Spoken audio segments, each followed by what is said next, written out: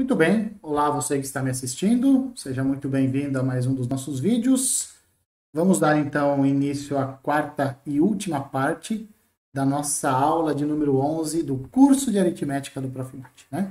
Essa aula, esse vídeo vai ser extremamente curto, né? Temos só 4 slides e ele está intitulado Resolução de equações de congruência utilizando classes, né?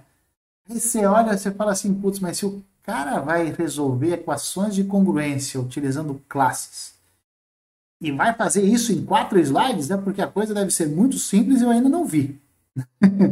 E aí provavelmente você vai querer me bater, né? Porque você fala assim, putz, mas por que esse sujeito ficou aulas e aulas, vídeos e vídeos, né? Falando sobre equações de congruência, e agora esse sujeito vai vir aqui e vai falar em 4 slides, né? Como resolver equações de congruência utilizando classes, né? Essa é a vantagem do ensino remoto, né? Você não tem como me bater, mas se você tivesse no presencial, provavelmente você ia querer me bater. Mas vamos lá, né? Vamos parar de conversa fiada e vamos ao que importa. Então, o objetivo desse vídeo é transformar uma equação de congruência em uma equação de classes residuais. Equação de classes residuais usando o sinal de igual. É aí que você vai ficar meio bravinho ou bravinha comigo. Vamos ver? Quer ver? Olha só. Como eu já tinha dito, né, as classes residuais elas permitem resolver equações de congruência de maneira muito mais rápida do que aquele método que a gente viu. Não é mais rápido porque o processo é todo ele o mesmo, tá? Mas o objetivo é transformar uma equação de congruência em uma equação. Pense nessa equação aqui. Pense na equação AX congruente a B módulo M. Quando que ela tem solução? Bom, nós vimos o seguinte, para ela ter solução, só se o máximo divisor comum entre o A e o M dividir o B. Tá? Essa é a condição básica, né? Essa é a condição. Mas a definição de ter solução é a seguinte, existe um X inteiro, tal que AX é congruente a B módulo M. Tá? Existe um X, tal que AX é congruente a B módulo M. Dizer que existe um X, tal que AX é congruente a B módulo M, significa dizer que a classe do AX é igual à classe do B no Zn. Essa congruência é equivalente a essa igualdade aqui de classes no Zn. E isso significa dizer, pela forma como nós definimos o produto de classes no vídeo anterior, significa dizer o seguinte, a classe do A vezes a classe do X é igual a B. Dizer que existe um X, tal que a classe de X vezes a classe de A é igual à classe do B no Zm, é o mesmo que dizer que esta equação de classes aqui tem solução no Zm. Então, observe, nós transformamos essa equação de congruência nesta equação de classes aqui. Aonde? No Zm. Quem é o M? É o cara que está no mod. Quem é o A barra? É a classe do coeficiente do A, do X, desculpa. Quem é o B barra? É a classe do termo independente. Então, nós transformamos literalmente uma congruência numa igualdade. Nós transformamos uma equação de congruência numa equação. Qual que é o único bode aqui? O único bode aqui agora é que nós estamos trabalhando com um novo conjunto, ou com novos conjuntos, que são os Zms. Nós não estamos mais nos inteiros propriamente dito, né? Nós estamos nos tais do Zm. Beleza? Muito bem. E, portanto, resolver essa congruência aqui, se reduz a resolver esta equação no Zm. Tá certo? A barra vezes a variável Z é igual à classe do B. E aí você pensa o seguinte, mas você fala assim, mas caramba, cara. Mas então é o seguinte, né? Parece que nós temos uma equação do tipo AX igual a B. Temos uma equação. E como é que você resolve uma equação do tipo AX igual a B? Você não multiplica pelo inverso de A de ambos os lados? Multiplica pelo inverso, pelo inverso de A de ambos os lados. Isso se o A tiver inverso agora, né? Porque nem sempre o nosso A tem inverso.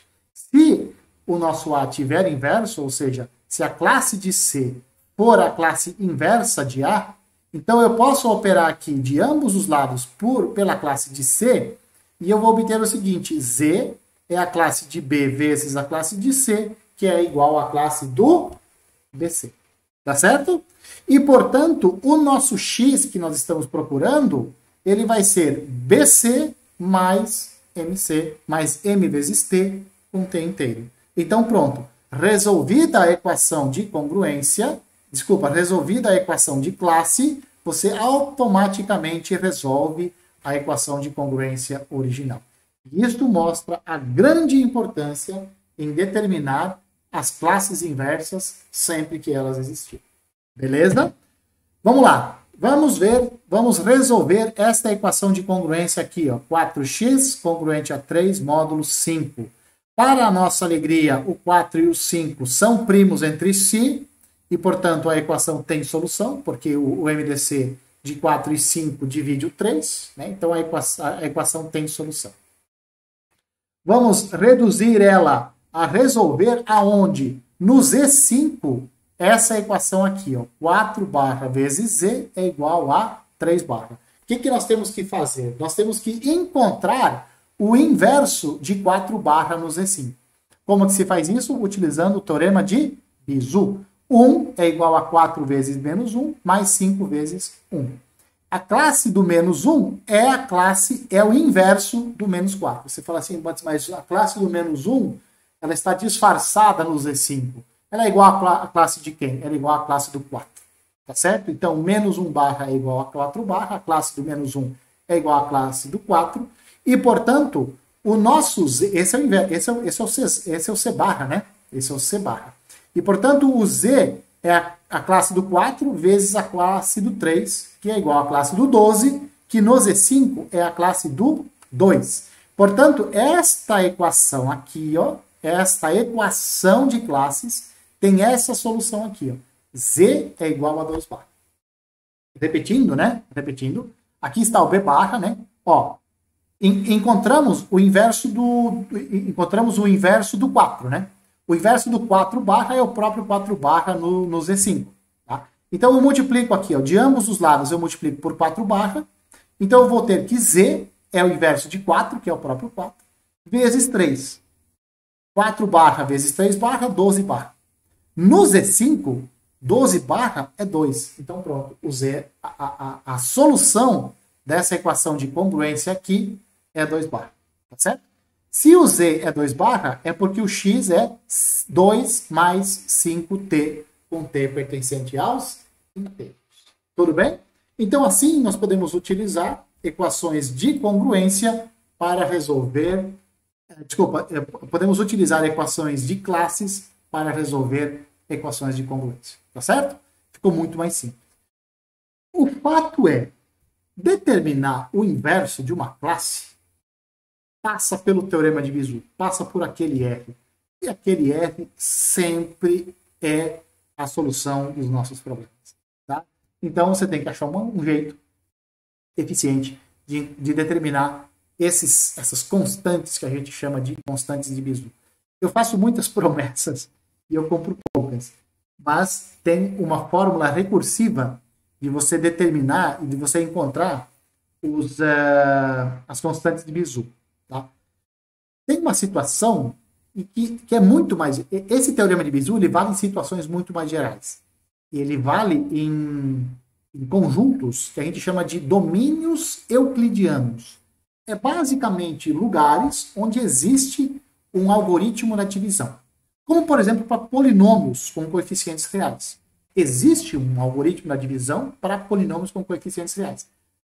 Tem a versão teorema de Bizu para polinômios, do mesmo jeito que tem a versão para números inteiros. Tá?